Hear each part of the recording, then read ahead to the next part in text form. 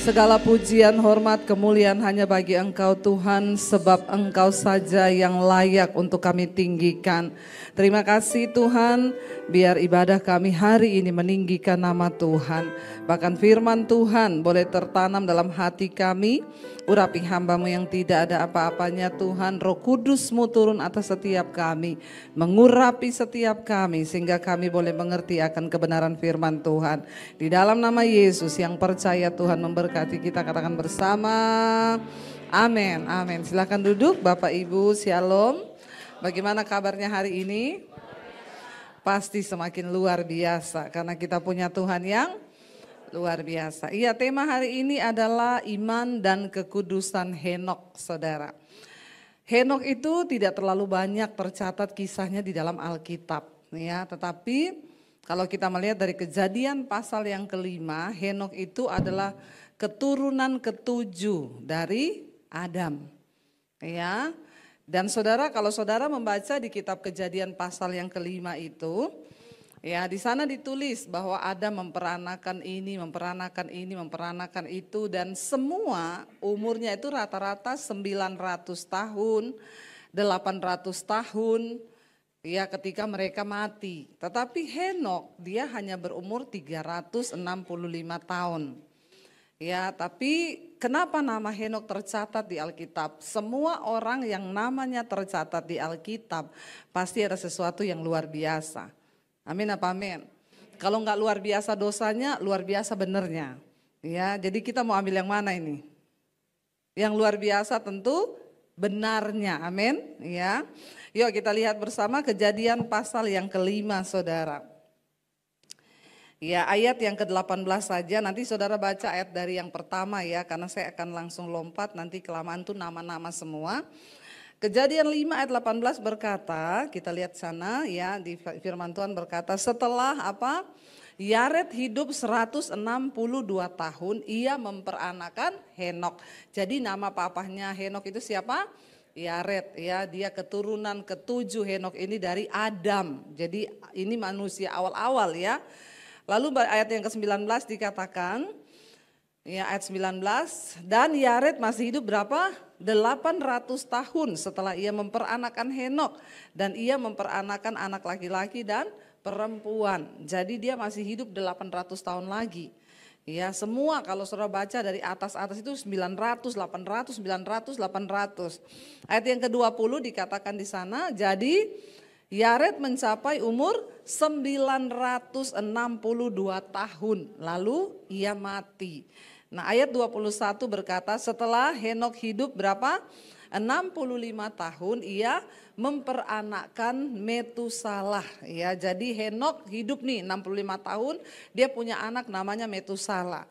Ayat 22 di sana dikatakan, dan Henok hidup bergaul dengan Allah selama 300 tahun lagi setelah ia memperanakkan Metusalah, dan ia memperanakkan anak-anak lelaki dan perempuan. Ayat yang berikutnya 23, jadi Henok mencapai umur 365 tahun. Ayat 24, dan Henok hidup bergaul dengan Allah, lalu ia tidak ada lagi sebab ia telah diangkat oleh Allah. Cuma itu catatan tentang Henok. Saudara, Henok ini umurnya tadi berapa dikatakan? 365 tahun. Kalau dibandingkan papahnya yang 900 tahun lebih, berarti kan Henok ini gak ada separuhnya ya. Kalau orang umur 90 tahun, berarti Henok ini ibaratnya cuma 30 tahun. Lalu dia gak mati. Kalau saudara baca semua kisah di atas, lalu matilah Yared, matilah ini, matilah itu. Tapi kisah tentang Henok, ya, cuma dikatakan dia itu ya hidup tadi apa? Coba kita kembali ke ayat 21 tadi dan 22, 21 dulu. Jadi Henok itu hidup ya, ayat 20 tadi dikatakan Henok itu hidup bergaul dengan Allah ya. Ayat 21, nah, dan Henok hidup bergaul dengan Allah selama 300 tahun lagi setelah ia memperanakkan Metusalah dan ia memperanakkan anak-anak yang lain. Dan setelah itu catatannya, lalu Henok tidak ditemukan lagi sebab dia diangkat hidup hidup oleh Tuhan. Henokh tidak mengalami kematian. Dia tidak mengalami rasa sakit, dia tidak masuk rumah sakit, tapi dia diangkat hidup. Siapa yang mau diangkat hidup-hidup? Tidak ada yang mau. Anak-anak Tuhan di sini pada tidak mau, ya saya mau. Kenapa saudara? Sebelum Yesus datang nanti, sebelum masa penganiayaan besar, kita orang yang percaya dan hidup kudus akan siapa tahu besok toh? Amin. Bagian kita adalah harus hidup di dalam kekudusan. Alkitab berkata Henokh itu bergaul dengan Allah. Ya, dan dia tidak ada lagi sebab dia diangkat oleh Tuhan. Cuma 2 catatan di Alkitab yang berkata bahwa Henokh hidup bergaul dengan Allah. Nah saudara, selama hidup kita ini kita bergaul dengan siapa? Saudara banyak bergaul sama siapa? Ya, enggak usah terlalu banyak teman saudara. Yang tuh kalau terlalu banyak teman jadi banyak pusing. Ntar ya iya saya berteman sama itu, saya diceritain. Pusing hidup ini. Ya teman banyak, sahabat sedikit aja. Dan gak usah cerita-ceritain hidupmu, rahasiamu ke teman-temanmu. Ya karena bergaul penting. Kalau kita bergaul dengan orang yang jahat maka kita jadi jahat. Kita bergaul dengan orang bijak kita jadi bijak. Tapi bergaul dengan Tuhan jadi apa? Mulia. Amin. Saking Henokh itu tiap hari bergaul dengan Allah. Bagaimana sih bergaul dengan Tuhan itu saudara? Apakah Henokh di kamar terus? Dia tiap hari tidak keluar-keluar. Alkitab bilang dia manusia biasa punya anak juga loh. Memperanakan laki-laki dan perempuan. Ya, Henokh itu hidup bergaul dengan Allah. Nah hari-hari ini kita jangan hanya menjadi orang Kristen. Tapi mari kita hidup bergaul dengan Tuhan. Ya kalau kita mau ingin jadi seperti Henokh. Ya kita meniru saudara, tanpa kekudusan kita tidak mungkin melihat Tuhan. Makanya syarat pertama untuk bergaul dengan Tuhan, hidup kita harus kudus. Makanya tema hari ini iman dan kekudusan Henokh, amin. Tuhan gak mau deket-deket apalagi bergaul sama orang yang banyak dosa. Ya, makanya Alkitab bilang Allah itu kudus ya, dan barang siapa yang harus menjadi sahabat Tuhan, kita harus hidup takut akan Tuhan. Ya, bergaul dengan Tuhan itu artinya saudara, ayo libatkan Tuhan dalam segala hal dalam hidup kita. Ya, di dalam kita merencanakan sesuatu, melakukan segala sesuatu, ya enak saudara hidup bergaul dengan Tuhan itu. Makanya orang kalau hidupnya banyak bergaul dengan Tuhan, yang dia banyak dengar itu adalah suara Tuhan, bukan suara setan, ya. Kita banyak bergaul dengan Tuhan, yang kita dengar ya suara Tuhan. Makanya hidup kita penuh damai, sejahtera. Tapi orang kalau tidak bergaul dengan Tuhan, ya tiap hari yang dia dengar suara setan. Orang salah sedikit aja udah itu kan. Makanya memang mamamu tuh begitu, papamu tuh begitu. Memang kakak iparmu tuh begitu, memang begini, lalu emosi. Nah, itu kamu bergaul dengan setan. Tapi kalau kita bergaul dengan Tuhan, baru mau marah, ada suara yang bilang, "Nggak usah, tinggalkanlah panas hati itu, marah-marah itu dosa di hadapan Tuhan." Jadi bergaul dengan Tuhan itu saudara nggak usah yang mistis-mistis ya. Banyak orang Kristen tuh berpikir bergaul dengan Tuhan itu apa? Duduk bertapa, puasa 1 bulan. Ya, tidak makan-makan 1 bulan, mati kau. Ya, bergaul dengan Tuhan itu memang ada saat-saatnya kita puasa, Alkitab berenung di kamar. Tapi dalam kehidupan sehari-hari, ya suami-suami, engkau di rumah hidupmu membawa damai sejahtera. Kalau engkau hidup bergaul dengan Tuhan. Ya, tapi kalau engkau banyaknya ya bergaul dengan setan, yang engkau dengar terus suara setan. Maka tiap hari stres, marah-marah. Hidup cuma sebentar kok, ya stres loh ikuti setan. Benar gak saudara? Hidup ini cuma sebentar. Makanya banyak bergaul dengan Tuhan, dengarkan suara Tuhan, mengucap syukur. Kenapa saudara? Henokh dikatakan dia hidup pada zaman itu dan dia bergaul dengan Tuhan. Karena pada zamannya Henokh itu ternyata juga sudah terjadi kekacauan. Orang baru 7 turunan nih dari Adam. Dosa ternyata udah banyak. Saudara gak percaya? Kita buka di Yudas. Ada catatan tentang hidup Henokh di Yudas. Yudas pasal yang pertama kalau kita lihat saudara. ayat yang ke-14 ya. Yudas pasal yang pertama ayat yang ke-14 dulu dikatakan di sana, kita baca. Juga tentang mereka Henok, keturunan ketujuh dari Adam, telah apa?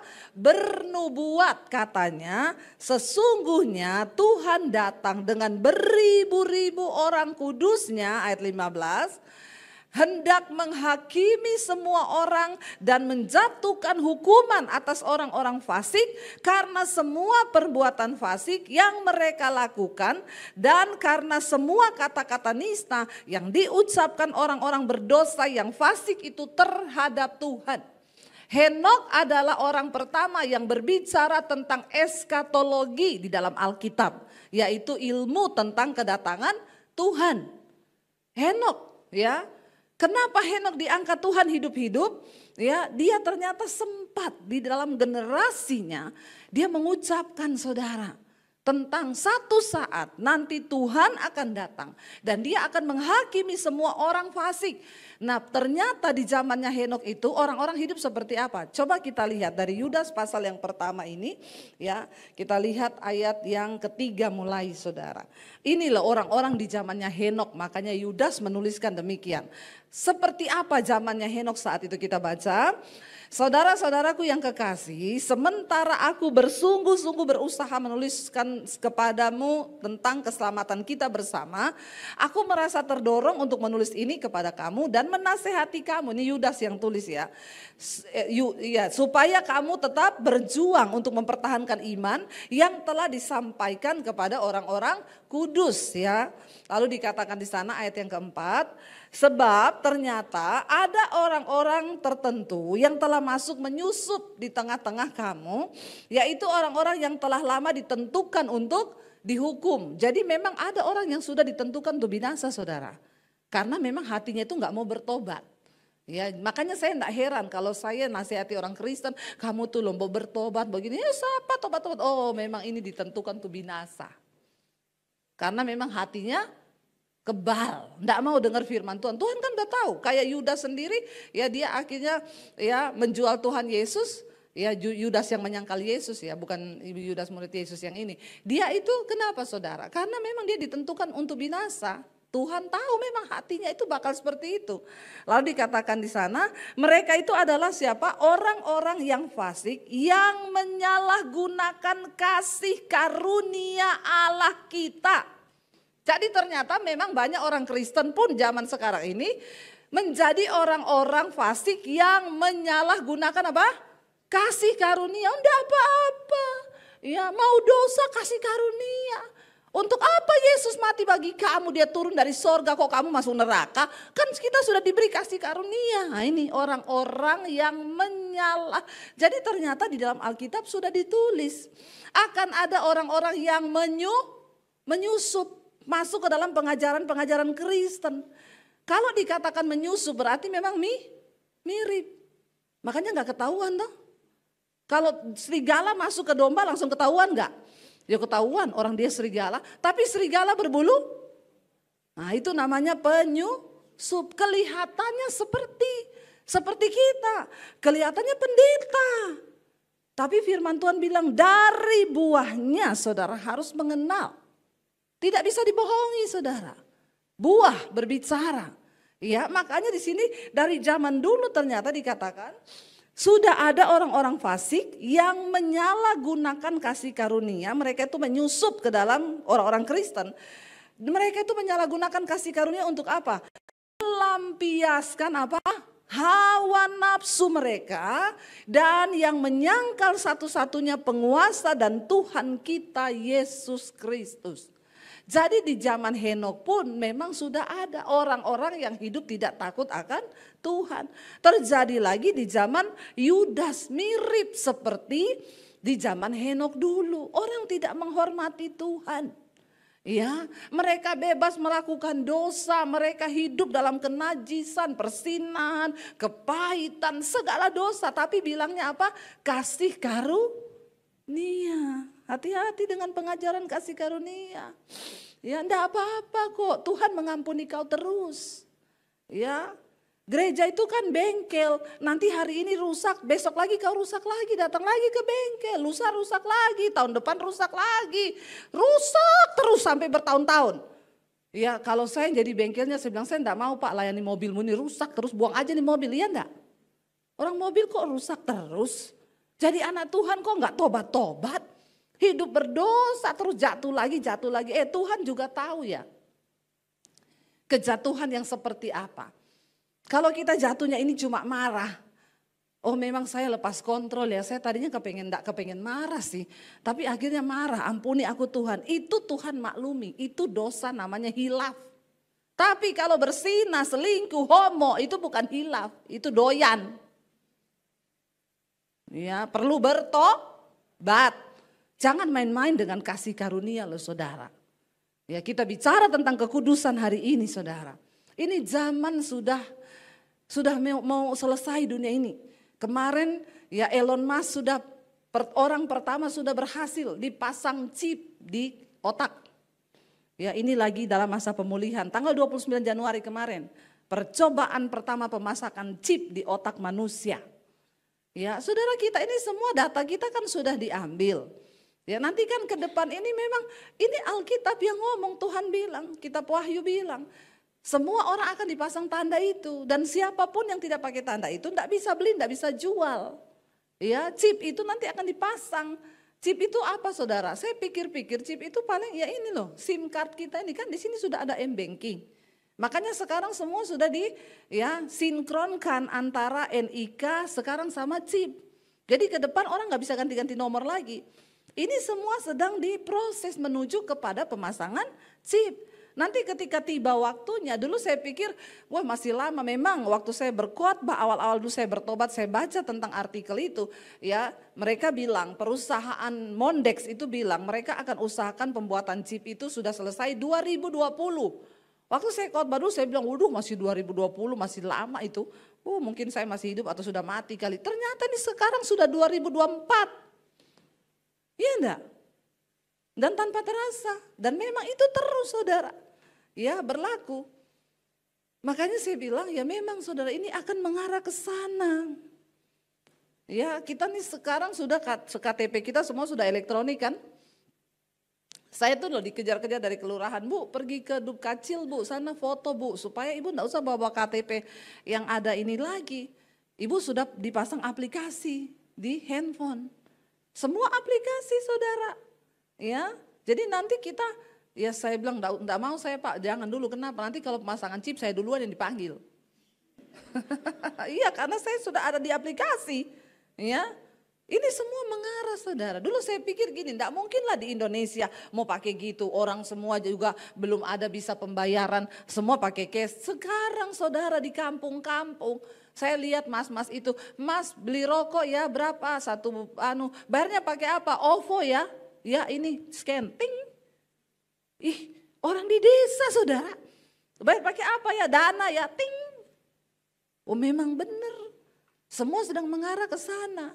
Ya, malah sekarang itu kan lebih canggih lagi. Kemarin yang Elon Musk itu pemasangan pertama itu dia bilang, ini sangat baik sekali karena WHO sangat mendukung. Ya, WHO sangat mendukung. Kenapa? Bicara tentang kesehatan. Kalau sudah pasang chip itu, gampang terdeteksi kena kanker, kena sakit apapun, langsung nyala.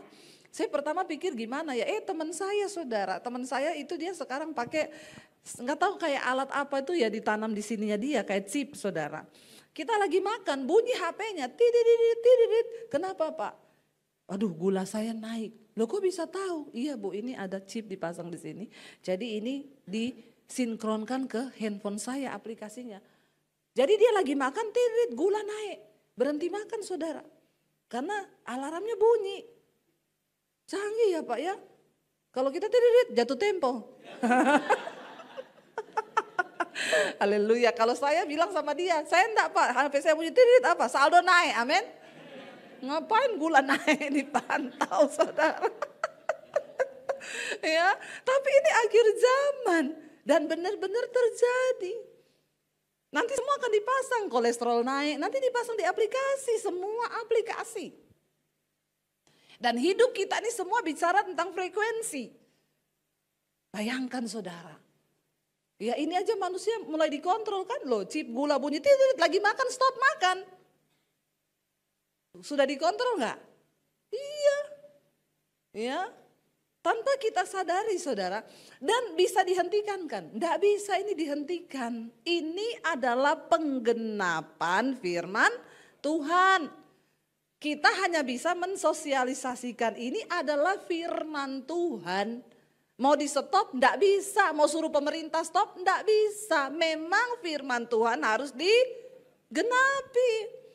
Saya hanya menghimbau, ayo buka mata lebar-lebar orang Kristen, bertobat. Jangan hidup berdosa terus. Supaya siapa tahu nanti malam akan ada pengangkatan. Kita semua siap dalam kekudusan, tidak ada yang tertinggal, amin. Loh iya loh saudara, kayak Henok nanti kita hilang, tiba-tiba hilang. Alkitab bilang istri lagi di ladang, suaminya hilang. Istri lagi di rumah, istrinya masak, tiba-tiba hilang. Rapture diangkat Tuhan dalam kekudusan. Ya makanya beres-beresin hidup mulai dari sekarang. Yang banyak dosa bertobat, yang banyak utang bayar. Mau diangkat malaikat ada utang belum lunas.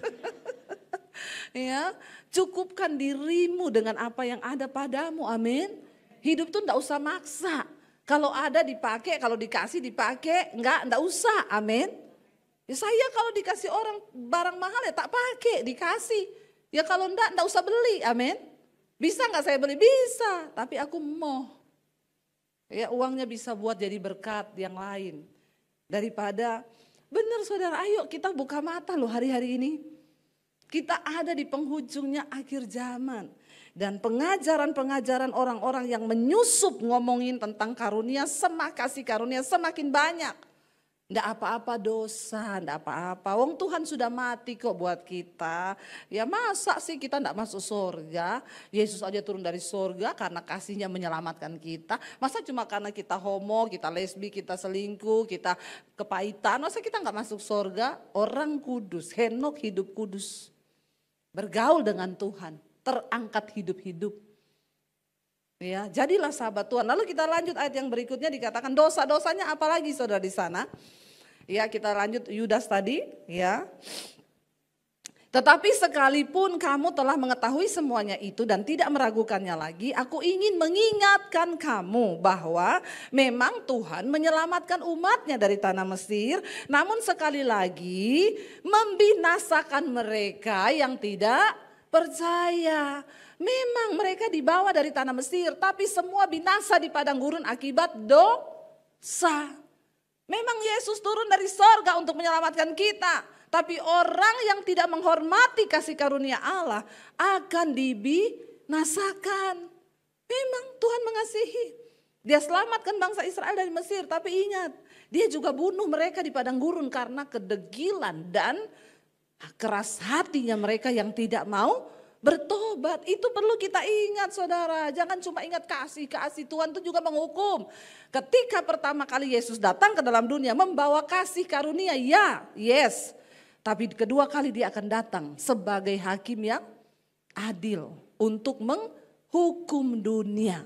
Ya makanya lagu Pantekosta lama berkata, ya ayah dan anak tercerai, suami dan istri tercerai selamanya waktu Tuhan menghukum dunia. Ya, maka saya bilang sama anak-anak saya, hidup kudus nak. Jangan sampai kita hanya bersama di dunia ini, tapi nanti kita terpisah. Enggak ada loh bilang anak pendeta, mau anaknya siapa, kalau kau tidak hidup menurut firman Tuhan. Ya, pribadi-pribadi itu yang akan menyelamatkan dirimu dengan Tuhan. Bangun hubungan dengan Tuhan, saudara ya.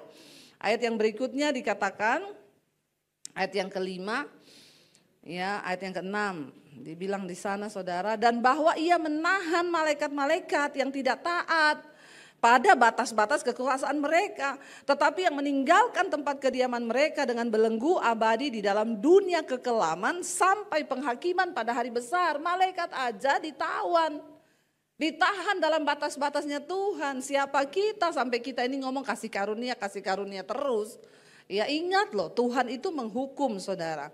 Ayat berikutnya, ayat yang ketujuh dikatakan, Ya, saya pengen kita nih melihat dosa-dosa ya sama seperti Sodom dan Gomora dan kota-kota sekitarnya yang dengan cara yang sama melakukan apa? Percabulan dan mengejar kepuasan-kepuasan yang tidak wajar. Laki-laki jatuh cinta sama laki-laki, perempuan sama perempuan.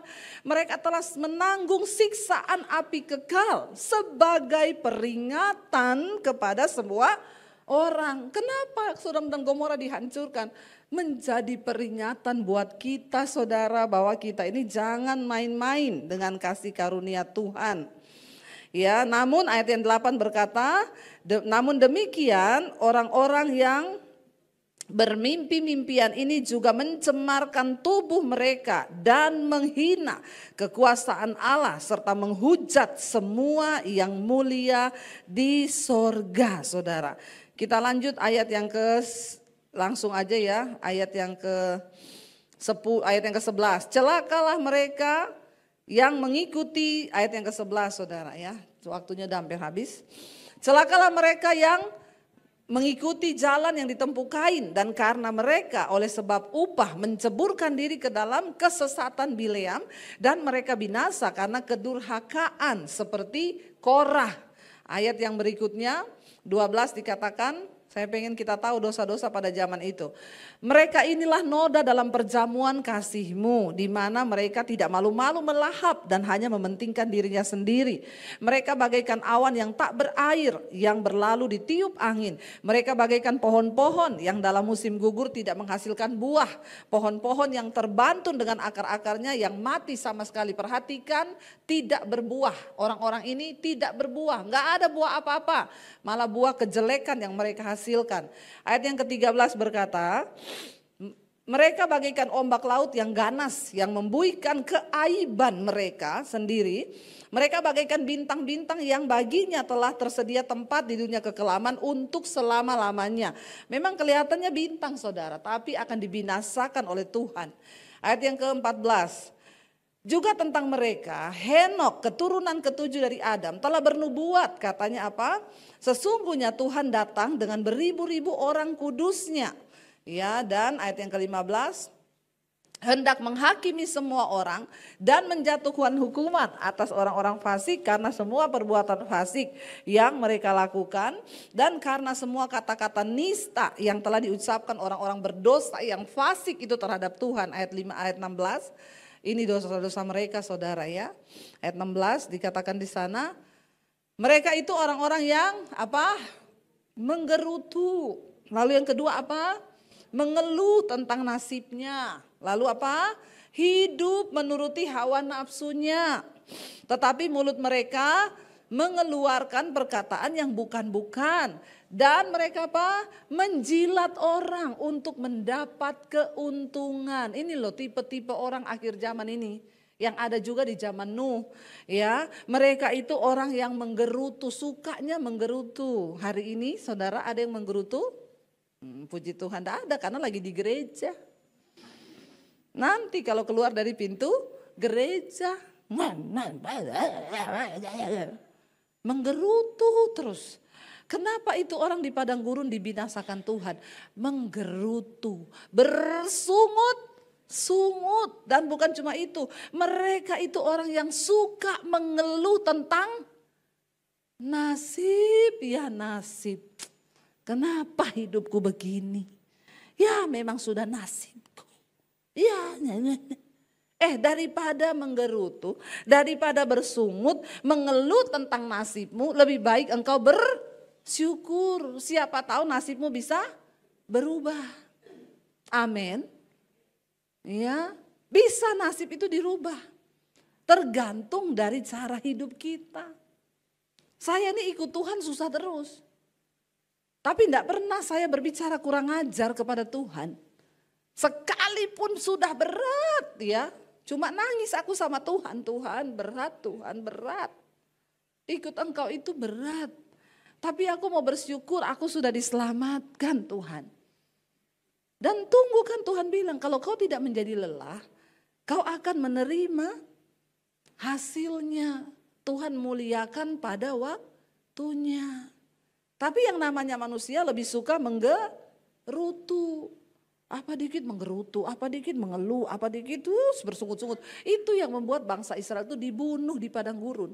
Semua angkatan yang keluar dari Mesir mati di padang gurun. Hanya yang berumur 20 tahun ke bawah yang hidup boleh masuk tanah perjanjian. Ini yang otaknya tidak tercemar. Bayangkan saudara, ya mengerikan toh.